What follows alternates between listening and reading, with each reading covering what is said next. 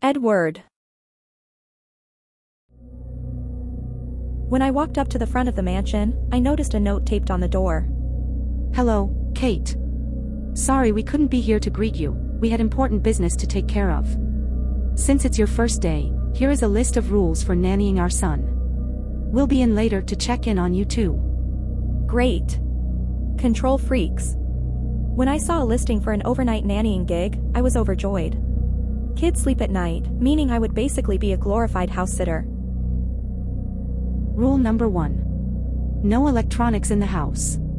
Anything with a screen, camera, or speakers is completely forbidden in this household. Shit. I was hoping I could watch Netflix all night while the kids slept. I'll just turn my phone on silent and hope they don't notice I kept it. Rule number 2. Our son Edward is allergic to everything under the sun. Do not feed him anything. No snacks, no candy, no treats. Rule number 3. Do not speak of anything you see in this house. Follow these rules and there will be no issues with your employment.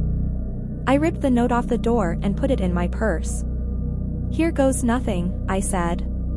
And walked through the front door. Inside was what you'd expect from a wealthy family. Extravagant furniture and dimly lit, wide-open rooms.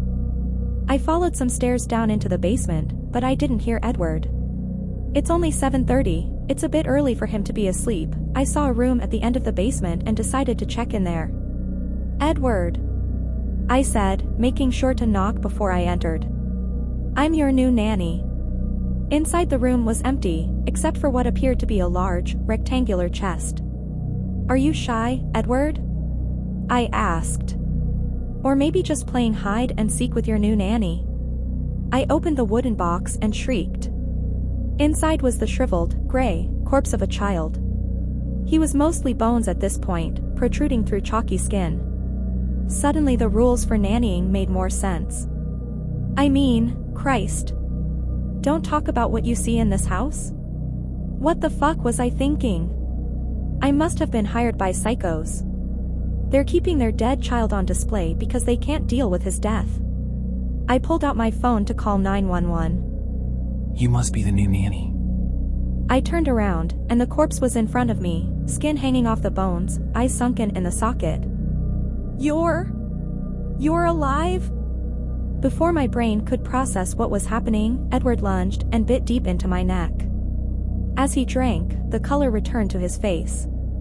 His skin tightened, his hair turned blonde, and he slowly transformed into a regular-looking boy. I haven't eaten in days. I was supposed to wait until Mommy and Daddy return with food for me. But since you broke rule number 1, they'll forgive me?